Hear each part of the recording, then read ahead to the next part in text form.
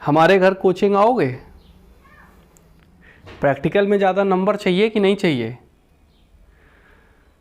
अरे हमारी कोचिंग आओ।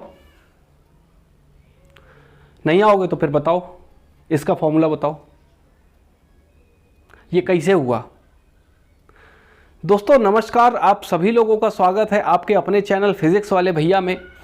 और आज रविवार के दिन वार्ता करने का मेरे को थोड़ा सा मन हुआ आपके साथ, तो मैं आपके लिए यह सेशन को बना रहा हूं। और जैसा कि आप लोगों ने पहले सवालों में देखा, कुछ इसी तरीके के सवाल आजकल के टीचर बोलते हुए पाए जाते हैं अक्सर उन बच्चों से जो basically high school, intermediate, first year in कक्षाओं में हैं। उन सभी से इस तरीके के क्वेश्चन होना बहुत ही लाजमी है। इसके अलावा जो भी कॉम्पिटिटिव लेवल पे भी टीचर्स पढ़ा रहे हैं, वो आपस में ही इस तरीके से बात कर रहे हैं कि सुनने के बाद बिल्कुल ऐसे शर्म का अनुभव होता है कि समझ में नहीं आता कि ये टीचर्स ही बात कर रहे हैं कि दो मार्केट पर्सन्स आपस में बात करते हैं। साथियों, आज रविवार के दिन आप लोगों के समक्ष आने का सबसे पहला उद्देश्य हमारा यही था कि हम आप लोगों के समक्ष उन तमाम अपने अंदर चल रही मनोव्यथाओं को बता सकूं। और अंत में आप सभी लोगों के ऊपर फैसला मैं खुद छोड़ूंगा कि आप हमें कमेंट करके ये बताइए कि इस पूरे के पूरे सेशन के दौरान मैंने जितनी भी बातें कही, क्या उनमें कोई गड़बड़ बात कही, कोई गलत बात कही। अगर मैंने कोई भी सही बात इनमें या कोई एक सही मुद्दा उठाया हो तो कृपा करके कमेंट बॉक्स के अंदर आप अपनी राय ज़रूर पेश करें, क्योंकि ये एक बहुत ही संवेदनशील मुद्दा है। जैसे कि भूमाफिया होते हैं, खनन माफिया होते हैं, ठेकेदार होते हैं, बड़े बड़े रियल एस्टेट के माफिया होते हैं। सेम उसी तरीके से आजकल शिक्षा के क्षेत्र में भी माफियाओं की कमी नहीं है। शिक्षा के क्षेत्र में भी बहुत सारे माफिया इस समय दिनों दिन पनपते जा रहे हैं, जिन्होंने अपना एक विशाल साम्राज्य स्थापित कर रखा है।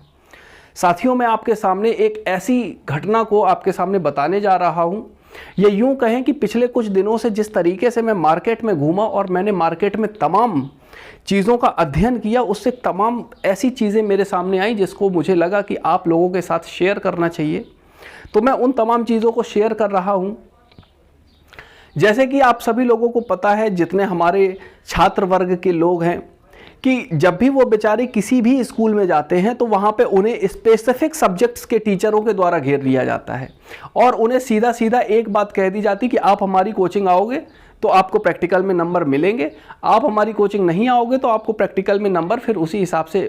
वो हालांकि इस बात को डायरेक्ट कोई कह देता है और कोई डायरेक्ट नहीं कहता है, लेकिन छात्र बहुत होशियार होते हैं और वो सब समझते हैं। अरे भाई, अगर आप लोगों ने कलम को उठाया है तो फिर कोचिंग में धमकी देने की जरूरत। मैं कोचिंग बाजी के खिलाफ बिल्कुल भी नहीं हूं। आप भैया दिनों दिन कोचिंग चलाइए, रोज चलाइए। हम कह रहे हैं सुबह से लेकर 4 बजे से उठ जाओ, शाम के 10-11 बजे तक खूब चलाओ कोचिंग ही चलाओ। लेकिन आप किसी भी बच्चे पे प्रेशर क्रिएट करके उसके राइट टू लिबर्टी का अधिकार मत छीनिए। हाँ, आप किस तरीके से जो है उसके ऊपर कह रहे हैं कि आओ कोचिंग आओ। अरे भाई, उसको जहां मन होगा, जहां अच्छे से समझ में आ रहा होगा, उसको जाने दीजिए। वहां पे क्या दिक्कत है? आप लोगों को क्या अपनी कला पे विश्वास नहीं है? क्या आपको अपनी कलम पे विश्वास नहीं है कि भैया हाँ, हमने कलम उठाई है, हम अच्छा पढ़ाते हैं तो जरूर जिससे बच्चे हमारे पास आएंगे? यार मतलब कोई भी अगर टीचर के पास अगर 10-11 बच्चे हो गए, 12 बच्चे हो गए, 15 बच्चे हो गए, अरे दादा ये तो क्या हो गया, उसके पास 15 बच्चे पहुंच गए, हमारे पास तो है ही नहीं। किस तरीके का ये काम चल रहा है भाई? हाँ, और सेम यही सिचुएशन विद्यालय प्रबंधकों की भी है कि वो लोग भी इसमें प्रॉपरली इन्वॉल्व रहते हैं। उन्हें भी सिर्फ और सिर्फ अपना धंधा चलाने से मतलब है। अरे भाई, आप लोगों ने अगर एक विद्यालय शुरू करा है, उसको एक उद्देश्य के साथ शुरू करा है, तो भाई उन तमाम बच्चों के भविष्य के प्रति जिम्मेदारी आपकी होनी चाहिए। आप लोगों की ये पूरी की पूरी जिम्मेदारी है कि आप लोग उन बच्चों के भविष्य को सही दिशाओं में लेके जाएं। अब इनमें से एक बिंदु ये भी आ जाता है कि कई विद्यालय के लोग कहते हैं कि आप हमारे स्कूल के बच्चों को कोचिंग नहीं पढ़ाएंगे। अरे भाई, तो पैसा आप लोग दे दो उतना। लेकिन मैं यहां पे फिर से कह रहा हूं कि मैं कोचिंग बाजी के खिलाफ नहीं हूं, लेकिन एक दबाव के साथ बच्चों को अपनी कोचिंग तक लेके आना ये गलत है। अगर आप लोगों को अपनी कला पे भरोसा है, आप बिल्कुल उन्हें एक बार बता दीजिए कि भैया हमारी कोचिंग वहां चलती है, आप कृपा करके अगर आएँ, पधारें, देखें, अगर माल अच्छा मिल रहा होगा तो आप ले लीजिएगा, अन्यथा आप कहीं और ले लीजिएगा। ये क्या मतलब है कि आओगे तो हम तुम्हें प्रैक्टिकल का नंबर देंगे? What the hell is this? चलिए फिलहाल आगे बात करते हैं। और शायद इसीलिए आजकल बच्चे भी आप देख रहे होंगे, बहुत जगहों पे टीचर पढ़ाने जाता है किसी क्लास में, उससे पढ़ते हैं और उसके पीठ पीछे बात कर रहे होते हैं, आ गया, उसका कोई भी एक XYZ फलाना नाम रख देते हैं कि उदाहरण के तौर पे मैं जैसे बोल देता हूँ चिंटू, आ गया चिंटू, पीछे वो हंस रहे हैं। वो क्यों हंस रहे हैं? क्योंकि टीचर्स की जो वैल्यूबिलिटी है वो डे बाय डे घट रही है। और इसमें मैं तमाम बहुत सारे उदाहरण दे सकता हूं। आप सभी समझदार हैं, यूट्यूब पर भी देख रहे होंगे कि किस तरीके से टीचर्स के बीच में ही वॉर छिड़ा हुआ है। वो अपनी तरफ से एक वीडियो काट करके डाल रहे हैं, फिर वो दूसरी तरफ से अपना वीडियो काट करके डाल रहे हैं। मैं यहाँ पे किसी का नाम नहीं लेने वाला हूँ, लेकिन ये सभी लोग जानते हैं कि यूट्यूब पर क्या चल रहा है और किन किन के बीच में किस तरीके से बवाल कटा हुआ है कि हमने अच्छा कंटेंट दे दिया, हमने अच्छा कंटेंट दे दिया, हमने ये सवाल ऐसे लगा दिया, तुमने ये सवाल ऐसे लगाया। अरे भैया, किसने कैसे सवाल लगाए ये डिसाइड जो है स्टूडेंट करेंगे, और वो स्टूडेंट जो है वो अपने हिसाब से उसको चूज कर लेंगे। उसमें तुम्हें क्या लेना देना कि उसने कैसा लगाया, उसने तुमने अच्छा लगाया, ठीक, बहुत अच्छी बात है, उसको दूसरे के ऊपर उंगली करने की क्या जरूरत है? और सेम यही स्थिति इस समय पे विद्यालय माफियाओं की भी है। विद्यालय माफिया इस समय पे सबसे बड़े माफिया हैं। आप इतनी मोटी मोटी भारी भरकम रकम लेते हो किसी भी पेरेंट के साथ में, तो भाई उससे मिलते क्यों नहीं हो? आपने मोटी रकम ले ली, फिर आप पूरा का पूरा ज्ञान भी बताओगे। अरे ठीक, दैट्स इट्स ओके कि आपके स्कूल का एक कैरिकुलम है, आपके स्कूल से रूल चलते हैं, तो आप उसके हिसाब से अपने रूल को चलाते हो। फिर किसी स्पेसिफिक बंदे के लिए आप उसे क्यों तोड़ते हो? फिर किसी स्पेसिफिक बंदे का जब नाम आता है तो आप उसको क्यों तोड़ देते हो? हाँ, वैसे आप बहुत बड़े रूल ओनर बनते हो। कोई भी पेरेंट्स जाए तो आपके लिए एक सेट टाइम है, जैसे कि आप विधायक हो क्या, कि आप जनता की सेवा में लगे हुए हो? हाँ, आप एक स्कूल के जो भी मैनेजर हो या प्रिंसिपल हो, आपने फीस ली है, आपकी ये रिस्पॉन्सिबिलिटी है कि आप पेरेंट्स से मिलें और उनकी प्रॉब्लम को रिजॉल्व करें। यही आपका काम है। आप मैनेजमेंट चलाएं स्कूल का। अगर पेरेंट्स को कोई प्रॉब्लम है, अगर वो अपने बच्चे की प्रॉब्लम आपके साथ डिस्कस करना चाह रहा है, तो उसको आप डिस्कस क्यों नहीं कर रहे? ये किस तरीके की चीजें चल रही भाई? और आज की रविवार वार्ता में मैं स्टूडेंट्स के सामने कुछ इन्हीं पॉइंट्स को लेकर के आया हूं, और इन्हीं तमाम मुद्दों पे मैं आप लोगों से आपकी राय जानना चाहता हूं। मुझे और किसी से कुछ भी लेने देने की कोई ज़रूरत नहीं है, लेकिन मैं इस समय पे विद्यार्थी वर्ग से सिर्फ इतना जानना चाह रहा हूं, क्या इस दौरान मैंने जितना भी पॉइंट बोला, क्या इसमें किसी भी बात की कोई कमी थी? क्या मैंने कुछ गलत बोला? अगर मैंने कुछ गलत बोला तो मैं अपनी तरफ से पहले से ही क्षमा प्रार्थी हूं। लेकिन जिस तरीके की ये चीज़ें आगे के परिदृश्य में चल रही हैं, वो आगे आने वाले भविष्य के लिए बहुत बड़ा खतरा साबित हो सकती हैं। आज टीचर ही टीचर पे भरोसा नहीं कर रहा। हाँ, बड़ा अजीब सी बात है। और मैं ये एक लोकेलिटी की बात कर रहा हूँ। इस पूरे के पूरे भारतवर्ष में जाने कितनी बड़ी एक लोकेलिटी होगी जहाँ पे जाने कितने टीचर पढ़ा रहे होंगे, और सबका यही हाल हो रहा होगा, तो फिर भाई भविष्य बहुत ही अंधकार में नजर आता है। हैं? आपको अपनी कला पे भरोसा रखना चाहिए ना, कि भाई हाँ ठीक है, मैं अच्छा पढ़ा रहा हूँ, मेरे पास अपने आप बच्चा चल के आएगा पढ़ने के लिए। और अगर आप ऐसा कर रहे हो, दैट्स मीन्स आपको अपनी कला पे भरोसा नहीं। आप सिर्फ उठ करके केवल 12वां पास किया और मुंह उठा करके चले आए हो बस पढ़ाने के लिए, और कुछ भी नहीं है इसके अलावा, नथिंग एल्स।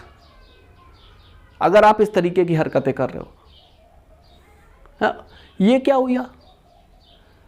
चलिए फिलहाल बहुत सारे YouTube पे ऐसे भी चैनल चल रहे हैं जहाँ पे लोग एक वीडियो बना रहे हैं, फिर वो सामने से दूसरा वीडियो आ रहा है, फिर वो सामने से तीसरा वीडियो देकर भेज रहे हैं।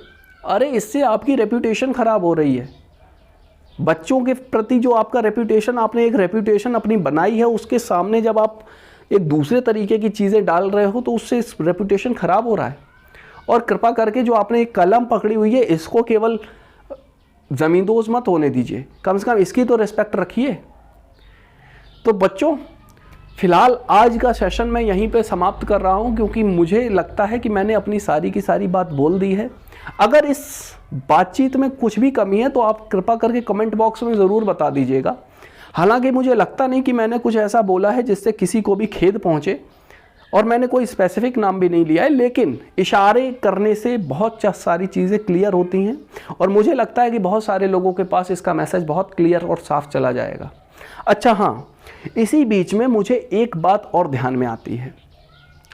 एक बात जो मेरे को ध्यान में आ रही है वो ये कि आजकल मैं पेरेंट्स से एक बात कहना चाहूँगा कि आजकल पेरेंट्स बड़ा होशियार हो गए।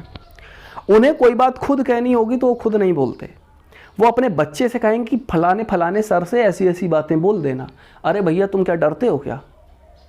पैसा आप देते हो तो टीचर से डायरेक्ट बात करिए आप। हाँ, और जो आप ये इधर उधर की चीज़ें डाल रहे हो ना अपने बच्चों के दिमाग में कि ऐसा कर देना, फिर ऐसा कर देना, फिर वैसा कर देना, इन सब से यही पूरा का पूरा ट्रायल जो आप करते हो ना, यही बाद में आपके ऊपर वही बच्चे इंप्लीमेंट करते हैं जाके।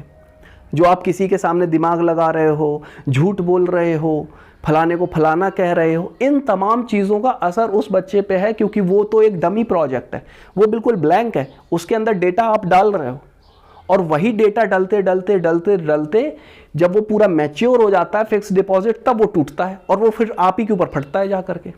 फिर आप करते हो हे भगवान ये कैसा हमें इंसाफ दिया है, मुझे कृपा करके ऐसा कैसे बेटा दे दिया कि वो हमें ही गरिया रहा है। सॉरी, लेकिन ये बात सच है, क्योंकि आपने जो फिक्स किया हुआ है वही तो डिपॉजिट आपको मिला हुआ है। हम बहुत सारे ऐसे लोगों को जानते हैं और बहुत सारे ऐसे लोगों के बारे में मैं यही बोल रहा हूं कि भैया उससे मेरा या किसी और टीचर का कोई नुकसान नहीं, उसमें आपका ही नुकसान होगा बाद में।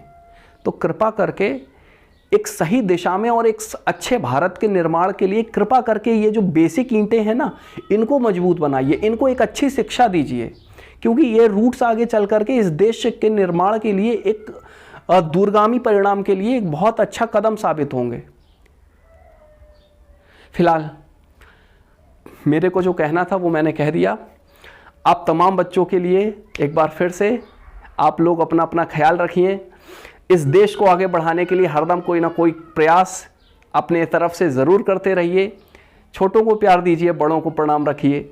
इसी के साथ हम लोग इस सेशन को बंद करते हैं, समाप्त करते हैं। मिलेंगे अगली वीडियो में कुछ खास इंट्रोडक्शन के साथ में और कुछ नॉलेजेबल वीडियो के साथ में। तब तक के लिए आप सभी लोगों का शुक्रिया, धन्यवाद, थैंक यू वेरी मच। जय हिंद।